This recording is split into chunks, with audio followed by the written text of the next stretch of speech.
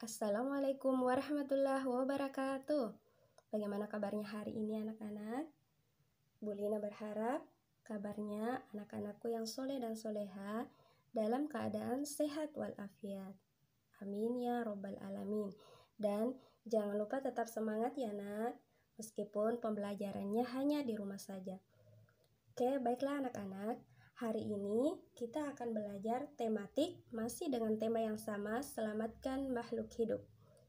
Nah, untuk pembelajaran hari ini, adapun tujuan pembelajarannya yaitu setelah mengamati dan mendengarkan materi, siswa mampu mengidentifikasi cara perkembangbiakan vegetatif pada tumbuhan melalui tabel dengan benar.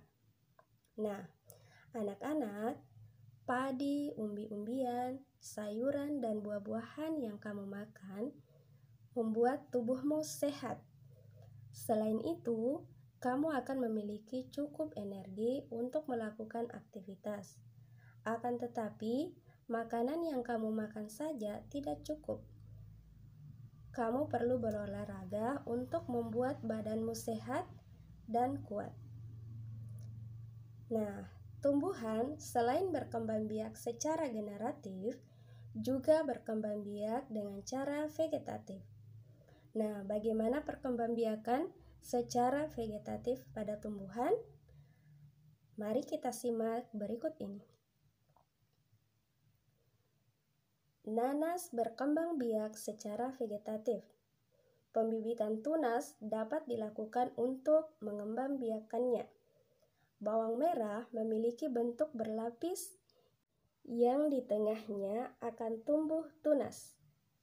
Nah, umbi lapis terdiri atas daun yang tumbuh melapisi batang dan membengkok di dalam tanah. Pohon pisang berkembang biak dengan cara membentuk anak pisang pohon yang disebut dengan tunas. Nah, tahukah kamu apa yang dimaksud dengan perkembangbiakan vegetatif? Jadi, anak yang soleh dan soleha, perkembangbiakan secara vegetatif adalah perkembangbiakan yang terjadi tanpa melalui penyerbukan dan pembuahan, atau perkembangbiakan yang tidak kawin. Beberapa tumbuhan ada yang berkembang biak secara vegetatif. Perkembangbiakan secara vegetatif terjadi tanpa adanya peleburan antara sel kelamin jantan dan sel kelamin betina. Perkembangbiakan secara vegetatif bertujuan untuk menghasilkan tumbuhan baru atau tumbuhan dengan sifat baru. Perkembangbiakan vegetatif dapat terjadi secara alami maupun secara buatan. Nah, sekarang Bu Lina akan memberikan contoh, menjelaskan beberapa contoh perkembangbiakan secara vegetatif alami.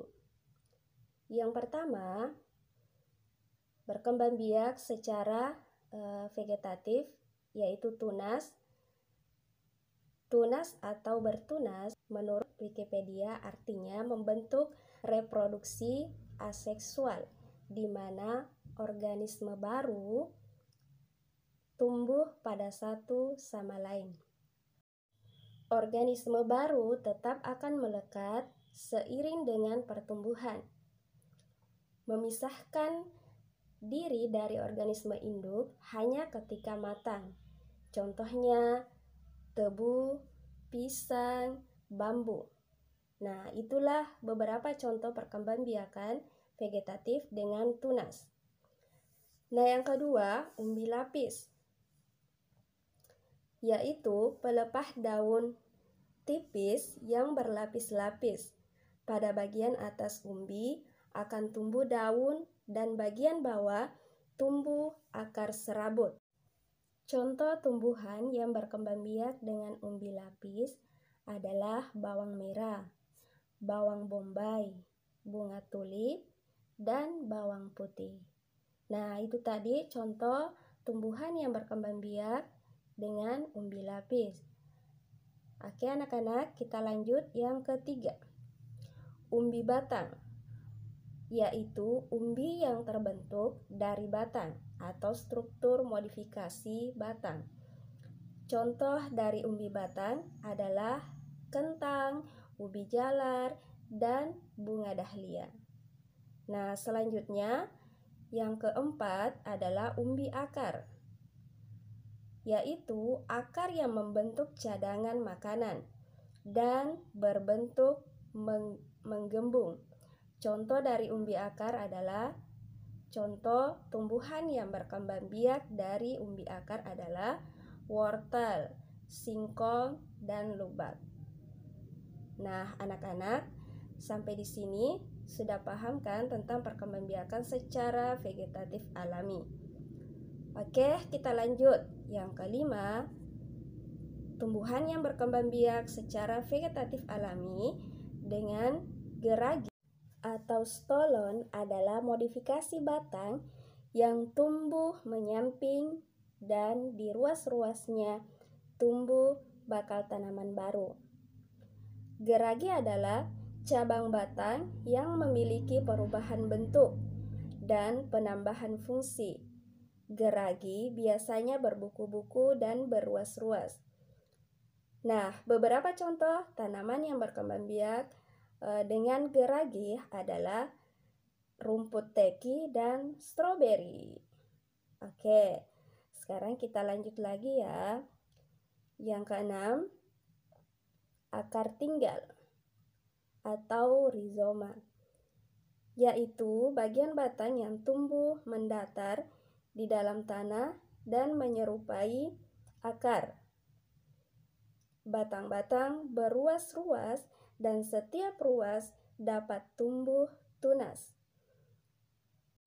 Jika kita memotongnya dengan menyertakan ruasnya, kemudian kita tanam, potongan batang tersebut menjadi individu baru di ruas. Di ruas akan tumbuh tunas dan semakin lama semakin besar. Oke anak-anak, untuk yang ketujuh, perkembangbiakan vegetatif secara alami dengan spora, yaitu satu atau beberapa sel yang terbungkus oleh lapisan pelindung.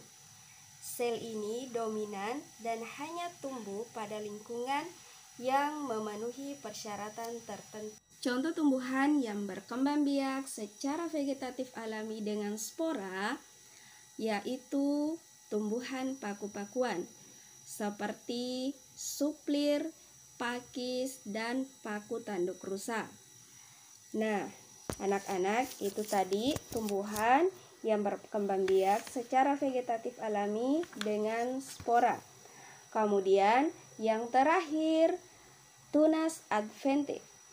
Tunas adventif adalah tunas yang muncul di bagian tumbuhan lainnya, misalkan pada bagian daun dan akar. Contoh tumbuhan yang berkembang biak dengan tunas adventif pada daun adalah cocor bebek, sedangkan pada akar adalah sukun, cemara, kersen, dan kesemek. Nah, alhamdulillah untuk perkembangbiakan secara vegetatif alami kita sudah dengarkan dan simak bersama-sama ya. Nah, selanjutnya tumbuhan yang berkembang biak secara vegetatif buatan. Perkembangbiakan dengan vegetatif buatan adalah perkembangbiakan yang dilakukan dengan bantuan manusia. Contohnya adalah setek, cangkok, sambung, okulasi atau tempel, dan runduk. Setek adalah menanam beberapa bagian tumbuhan yang dapat ditanam, seperti bagian batang, tangkai, atau daun. Contohnya singkong, mawar, dan tebu. Kemudian cangkok, tujuan mencangkok adalah untuk mendapatkan individu baru yang memiliki sifat sama persis dengan induknya. Contohnya mangga, jambu, dan jeruk. Ini untuk cangkok ya. Sambung atau cara yang menyambung adalah menggabungkan batang bawah dan batang atas dari dua tumbuhan yang sejenis. Hal itu bertujuan untuk menggabungkan dua sifat unggul dari dua tumbuhan. Contohnya, tomat berakar kuat disambung dengan tomat berbuah manis. Nah, jadi ada dua sambungan ya antara tomat yang berakar kuat dan yang berbuah manis. Nah, selanjutnya okulasi atau tempel. Okulasi adalah menyatukan tumbuhan yang berbeda sifat dengan menempelkan mata tunas satu tumbuhan pada batang tumbuhan lain. Nah, yang terakhir untuk perkembangbiakan vegetatif buatan yaitu runduk. Runduk adalah proses menimbun batang tumbuhan ke dalam tanah. Contohnya stroberi, alamanda, nyelir, apel, selada atau selada air, anggur, dan melati. Oke, itu tadi beberapa contoh perkembangbiakan vegetatif alami dan vegetatif buatan. Nah, semoga anak-anakku mampu untuk memahaminya ya. Untuk tugasnya, silahkan anak-anakku yang soleh dan soleha menuliskan 8 jenis tumbuhan dan cara perkembangbiakannya. Nah, seperti contoh pada tabel, di situ ada jenis tumbuhan pisang dan cara perkembangbiakannya dengan tunas. Silahkan anak-anak melanjutkan tabel tersebut. Ingat ya, tabelnya dibuat sendiri, ditulis di dalam buku tulisnya, kemudian dikirim ke Bu Lina tugasnya. Oke anak-anak, terima kasih. Assalamualaikum warahmatullahi wabarakatuh.